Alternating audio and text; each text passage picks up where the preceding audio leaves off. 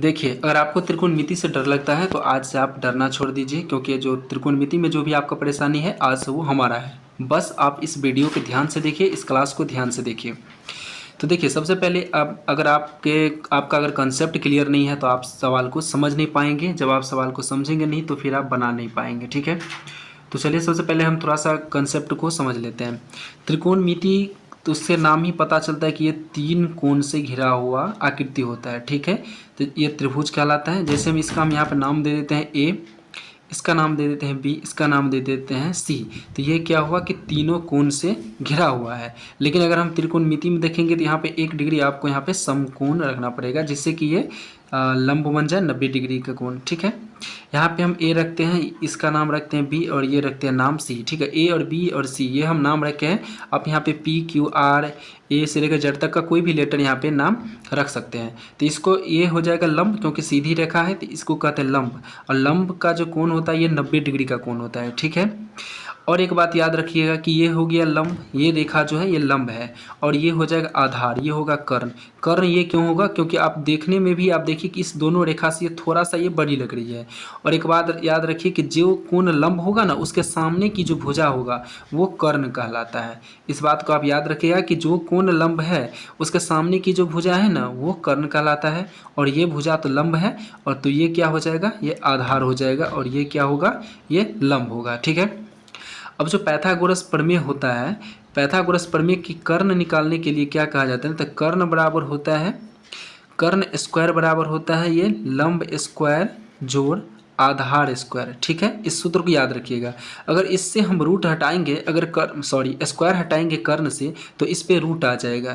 तो अगर सीधा हम कर्ण बराबर लिखेंगे, अगर हम सीधा कर्ण बराबर लिखेंगे तो इस पे ये रूट आ जाएगा।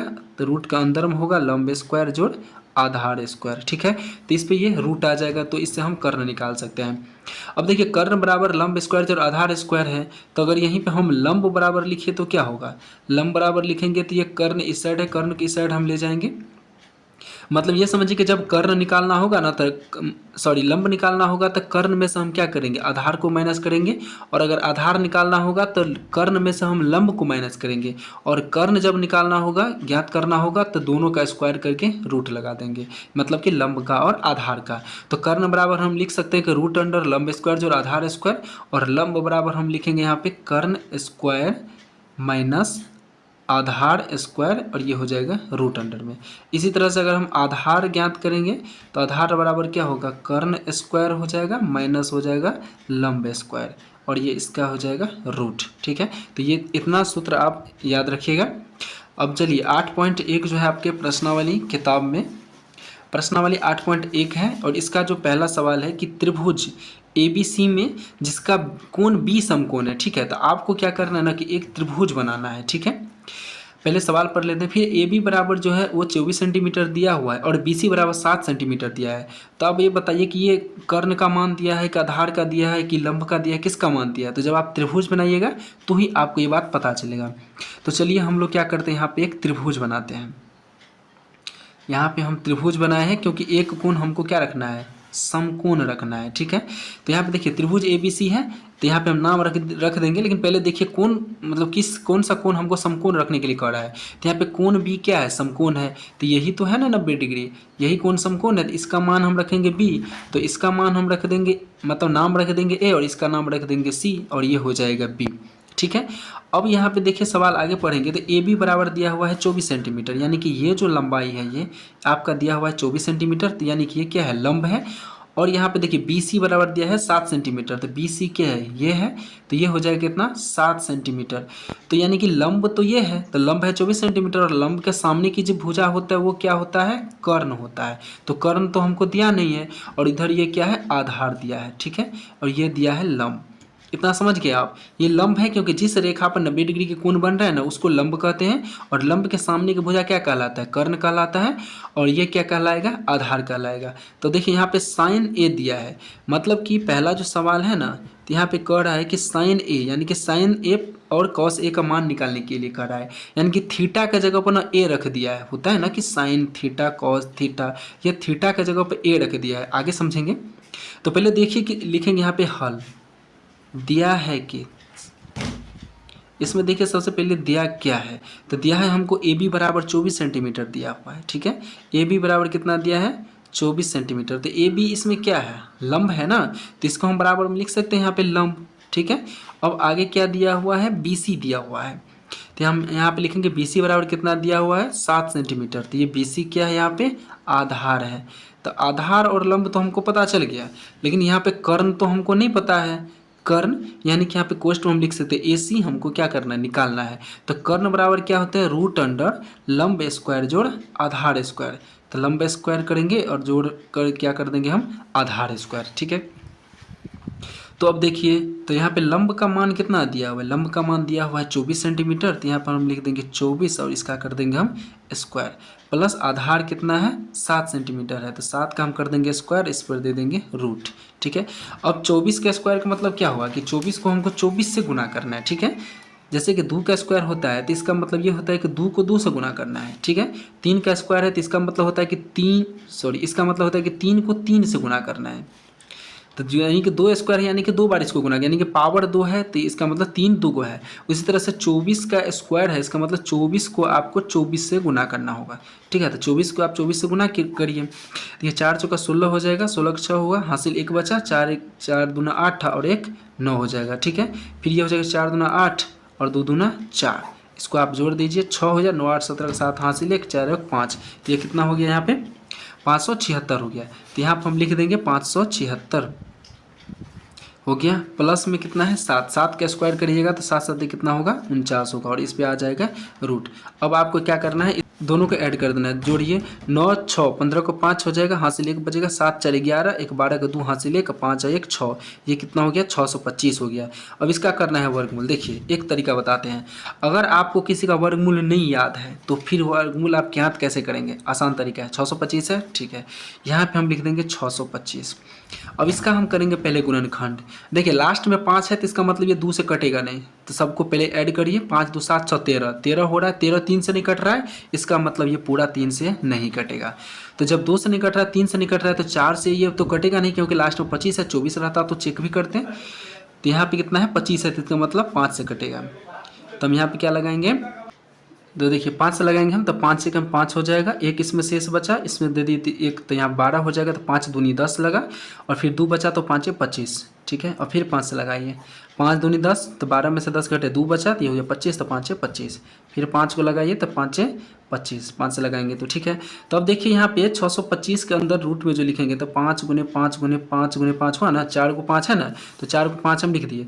तब इसका जोड़ा निकालिए, जब जैसे ही 2 को जोड़ा लग गया तो 5 को बाहर निकाल लीजिए रूट से, फिर इस 5 का जोड़ा लग गया तो गुना करके 5 दे दीजिए, तो गुना कर दीजिए, कितना हो गया 25। मतलब जिसका जोड़ा नहीं लगता तो उसको हम रूट में ही रखते, अब जिसका जोड़ा लग गया तो 2 को 5 के बदले 1 को 5 रख लेंगे, फिर गुना का चिन्ह देके 2 को 5 के बदले 1 को 5 रख लेंगे, दोनों को गुना कर दीजिए, कितना हो गया 25। तो इसका मतलब है कि 625 का जो वर्गमूल हो जाएगा वो कितना हो जाएगा 25 हो जाएगा। तो यानी कि 25 ये हम क्या निकालें, कर्ण निकाले हैं, तो यहाँ पे लिख देंगे हम कर्ण।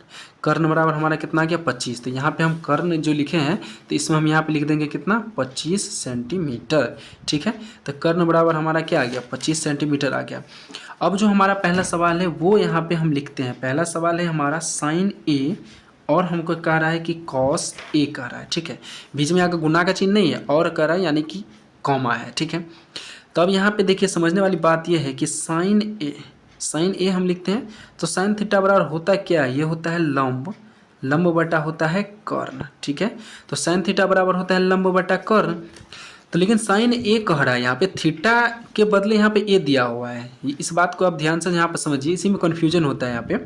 तो साइन ए है यानी कि थीटा का जगह पे ए है, तो मतलब हमको कोण जो ए है ना उसके सापेक्ष हमको चलना है। अब यहाँ पे शायद दिख रहा होगा, यहाँ पे कोण ए लिखा हुआ है ना, तो इस कोण के सापेक्ष हमको देखना है कि साइन थीटा बराबर होता है लंब बटा कर्ण।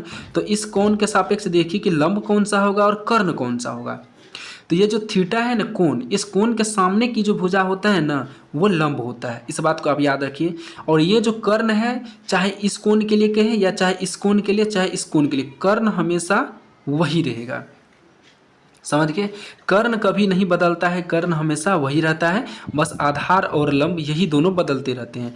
तो हमको कोण ए के सापेक्ष कह रहा है कि साइन थीटा बराबर होता है लंब बटा कर्ण। तो साइन ए के सापेक्ष देखिए लंब क्या होगा, सामने की भुजा लंब कहलाता है, तो लंब कितना है 7 सेंटीमीटर। तो यहाँ पर रख देंगे हम 7। और फिर कर्ण तो यहाँ पे 25 है, कर्ण तो बदलता नहीं है, तो कर्ण यहाँ पर हम लिख देंगे 25। ये हो गया साइन ए कॉमा। अब हमको चाहिए कॉस ए। कॉस थीटा बराबर क्या होता है, ये होता है आधार बट्टा क्या होता है, कर्ण होता है। कॉस थीटा बराबर क्या होता है, आधार बट्टा कर्ण होता है। तो यहाँ पे कॉस ए कह रहा है ना, तो ए के सापेक्ष देखिए कि आधार कौन सा है और फिर कर्ण कौन सा है। कर्ण तो आपको पता है कि 25 है, कर्ण तो बदलता नहीं है, तो यहाँ पे हम 25 लिख सकते हैं, ठीक है। और आधार देखिए ए के हिसाब से हमने आपको बताया था कि जिस कोण के सापेक्ष कहेगा तो उसके सामने की भुजा क्या होगा, लंब होता है। तो ए के सामने की भुजा लंब है और ये कर्ण है, तो बच गया यही ना, तो यही आधार हो जाएगा। तो यही हो जाएगा आधार। तो कितना हो जाएगा आधार, 24 हो जाएगा, यानी कि 24 सेंटीमीटर हम लिख सकते हैं। यहाँ भी हम सेंटीमीटर दे सकते हैं, ठीक है।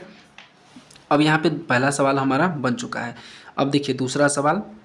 दूसरा सवाल क्या कह रहा है कि साइन सी है, साइन सी का मान कह रहा है और कॉस सी का मान कह रहा है। यहाँ पे कॉस सी होगा, हमने सवाल में हमने सवाल में ए लिख दिया था, यहाँ पे सॉरी कॉस सी होगा। तो यहाँ पे देखिए साइन सी, तो साइन थीटा बराबर क्या होता है, साइन सी बराबर हम लिख देंगे यहाँ पे लंब बट्टा कर्ण। साइन थीटा बराबर होता है लंब बट्टा कर्ण। तो पहले देखिए साइन सी कह रहा है ना, तो सी के हिसाब से हमको देखना है कि सी ये जो कोण है, थीटा के जगह पर हमको सी दिया था, इसके सापेक्ष हमको देखना है कि लंब कौन सा होगा और कर्ण कौन सा होगा। हमने बताया था कि जिस भी कोण के सापेक्ष के उसके सामने की भुजा लंब होता है, समझ गए। और ये है कर्ण, तो यही कर्ण होगा और आधार ये होगा। तो साइन थीटा बराबर लंब बटा कर्ण, तो यहाँ पे इसके सामने की भुजा लंब है, तो लंब कितना हो जाएगा 24 और कर्ण तो वही रहेगा 25। तो यहाँ पे तो लंब कितना हो जाएगा 24 हो जाएगा और कर्ण कितना हो जाएगा 25 हो जाएगा। अब हम देखते हैं कॉस सी। कॉस सी बराबर क्या होगा, वही सूत्र होता है आधार बटा कर्ण होगा, ठीक है। अब इसमें सी के सापेक्ष हमको कह रहा है कि आधार कौन सा होगा और कर्ण कौन सा होगा। कर्ण तो पता है कि कर्ण चेंज होता नहीं है, तो यह तो 25 सेंटीमीटर ही होगा। और कॉस सॉरी आधार बराबर क्या हो जाएगा, सी के सापेक्ष। सी के सापेक्ष यहाँ पे लंब ये होगा, कर्ण ये होगा, तो आधार तो यही हो जाएगा ना। तो ये आधार हो जाएगा, कितना हो जाएगा, ये 7 सेंटीमीटर। तो पहला सवाल और दूसरा सवाल का ये आपने सोल्यूशन देख लिया है। और अब आप क्या कर लीजिए, इसको अच्छे से अपने कॉपी में नोटबुक में फिर से इसको बना लीजिए। और इस सवाल से रिलेटेड आपको कुछ भी पूछना है तो कमेंट बॉक्स में लिखिएगा। और वीडियो समझ में आया हो, ये मतलब यानी क्लास समझ में आया हो, तो एक लाइक ज़रूर कीजिएगा और अपने दोस्तों के साथ भी शेयर ज़रूर कीजिएगा। और चैनल पर पहली बार आए हैं तो सब्सक्राइब कर लीजिए। और इसका जो दूसरा प्रश्न का जो सोल्यूशन है वो नेक्स्ट वीडियो में बहुत ही जल्द हम ला रहे हैं। अगर इस वीडियो में कोई भी डाउट है किसी भी सवाल को लेकर के, तो कमेंट बॉक्स में ज़रूर लिखिएगा। मैं हर एक कमेंट का जवाब ज़रूर देता हूँ। धन्यवाद।